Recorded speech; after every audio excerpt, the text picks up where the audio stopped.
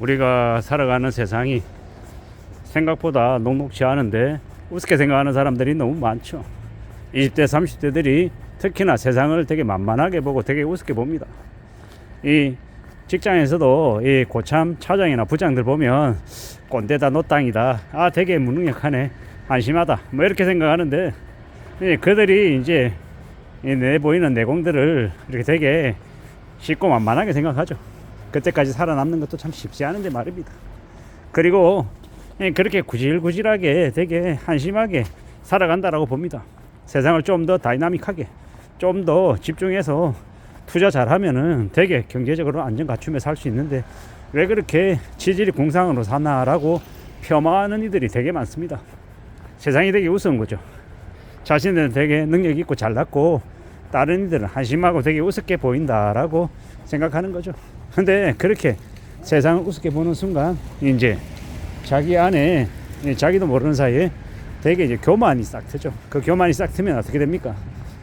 자신의 인생이 이 파멸로 이제 빨려 들어가는 거죠. 코인 해가지고 돈을 많이 벌었다, 주식에서 돈을 많이 벌었다, 부동산에서 돈 많이 벌었다, 되게 멋있어 보이죠. 자본소득으로 되게 여유롭게 살고 되게 우아한 것 같습니다. 폼도 잡고 어깨 힘도 들어가고 되게 대단해 보이죠. 포르쉐 끌고 다니고 벤츠 끌고 다니고 엇거리는 차를 끌고 다니니까 되게 자신이 대단해 보입니다. 근데 그런 것들이 정말 중요하지 않음을 나이가 들면 들수록 알죠. 나이가 들면 들수록 왜 압니까?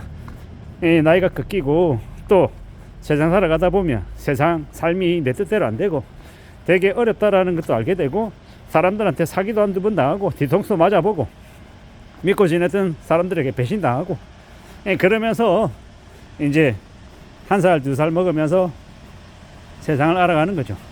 세상이 결코 소홀하지 않다라는 걸 이제 알게 되는 거죠. 그러면서 이제 또 조금씩 나이 들어가고 어른이 되고 또 늙어가고 그러는 것 같습니다. 그래도 최소한 자기 일을 내려놓지 않으면, 최소한의 이제 사람 구실을 하며 살면 그래도 힘들어도 중간 이상 안 가는데, 너무 이제 욕심을 과하게 부리다 보면 한번 꼬꾸라지면 못 일어나는 경우가 있더라는 겁니다. 그 넘어진 상태로 그냥 그대로 그냥 안 움직이고 그냥 가만히 그렇게 있으려 하는 사람들도 있더라고요. 살아가는 게 참 안 쉬운데 너무 이제 좀 쉽게 본 거죠. 어떻게 되겠습니까? 결국 사람마다 각자 자기 그릇대로 사는 거고, 자신의 이 크기에 따라서, 이 그릇의 크기에 따라서 이제 적당히 담고 적당히 살아가면 그것만큼 안전하게 살아가는 길이 없는 건데, 꼭 그걸 자기 욕심보다 더 크게 키워서 함부로 움직이다가 이제 파멸로 이제 젖어든다라는 겁니다. 많이 무섭고 많이 우려스러운 일들이 계속 속수무책으로 벌어질 겁니다. 전세 가격도 떨어질 거고 매매 가격도 떨어질 거고, 월세만 왕창 올라가는 되게 답답하고 되게 좀 막막한 일들이 계속 벌어진다라고 하죠. 그러한 상황들을 겪으면서 사람들이 또 살아가고 또 교훈도 얻고 또 이제 철도 들어가는 거죠.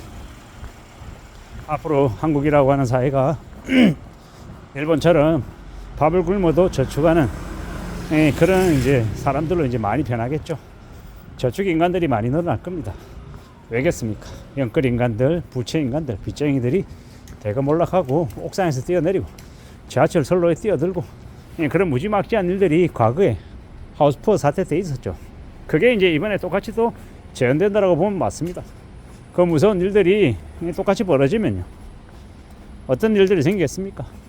나중에는 이 공공장소에서 뛰어내려서 이렇게 자살하고 하면 유족들한테 벌금을 매겨서 유족들이 되게 고통받는 이런 모습들도 만들고, 일본에 이제 무수히 많은 사람들이 주카이 숲이라고 하는 자살자 숲에 가서 조용히 죽는 것처럼 또 그렇게 변하겠죠. 우리도 결국 똑같이 따라간다라는 겁니다.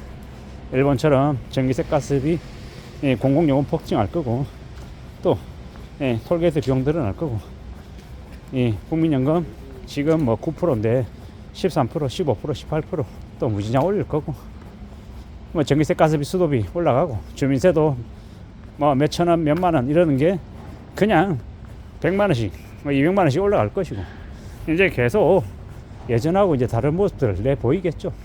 왜 그렇게 변하겠습니까?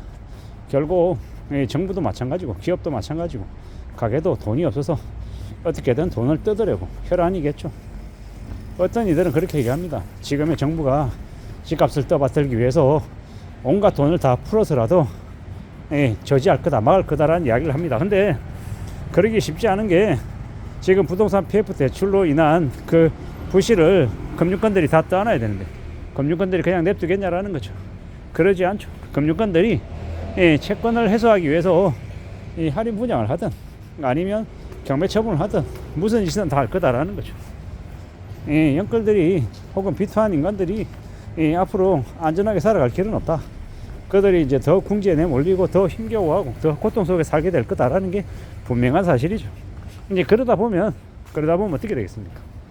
사람들이 그런 걸 쳐다보고 옆에서 가족 경험하면서 아, 빚 내면 안 되는구나, 빚 내면 죽는구나, 절대로 그러지 말아야겠구나, 이렇게 생각하며 살아간다라는 거죠. 이렇게 사는 사람들, 좀 경제적으로 안정이 되어 있는 사람들이 소비를 안 하고 사는 건 되게 위축이 안 되고 그냥 자신의 이제 선택에 따라서 자발적인 가난을 선택한 것이기 때문에 되게 힘들어하거나 어려워하지 않죠. 스스로 또 내비파는 걸 또 되게 또 뿌듯해할 수도 있고, 아, 난 이렇게 저래가 아끼면서도 잘 살 수 있다, 이런 이제 마음들을 갖죠. 근데 실제로는 가난해서 쓸 돈이 없어서 강제적으로 가난을 강요당하면요, 그 되게 우울하고 되게 서글프고 되게 불행하게 느껴져, 자기 자신을. 이게 겉으로 보이는 건 똑같지만 실제로 사람들이 느끼는 체감은 완전 극과 극이라는 겁니다. 그러면 더욱더 자신감 없고 위축되고 삶이 우울해진다라는 겁니다. 이런 빚쟁이의 삶을 살지 아니면 정말로 안정적인 삶을 살지는 누구한테 달려있다? 내 자신한테 달려있다. 내가 욕심 부리지 않고 탐욕 부리지 않고 살아가면, 그러면 길은 열릴 수밖에 없다라고 생각합니다. 그렇게 마음먹고 살아가자라고 이야기하는 거죠. 앞으로 우리는 더더욱 더 힘들고 어려운 처지에 내몰립니다. 절대로 수월하지 않다라는 걸 이제 뼈저리게 느끼며 살아가야 되는 거죠. 정신을 바짝 차리고 살아가야 되는데 그걸 다 깨우치고 난 다음에 정신 차리고 보면 빚이 몇 억씩 쌓여 있으면요, 얼마나 우울하냐라는 겁니다. 얼마나 서글프냐라는 거죠. 우리가 살아가는 세상 삶을 함부로 쉽게 생각하면 그로 인한 대가를 톡톡히 치른다라고 봐야죠. 정신 바짝 차리고 살아가야 되고 조심해야 되고 함부로 뭔가를 기대하면 안 된다라는 말씀을 드립니다. 정신 바짝 차리고 살아가자, 안전하게 살아가자 라고 이야기하고 싶습니다. 그렇게 살아야, 그렇게 지내야 조금이라도 나아지지 않겠나라고 보는 거죠. 험한 시대를 살아가는데 마냥 뭔가가 괜찮고 별일 없고 내 생각대로 다 될 거고 이러면 좋겠다마는 그런 일은 일어나지 않는다. 그렇게 쉽고 만만하게 살아갈 수 없을 거다 라고 보면 거의 맞을 것 같습니다. 정신을 좀 바짝 차리고 안전하게 살아갈 각오를 더 해야 될 것 같다라고 생각합니다. 이상입니다.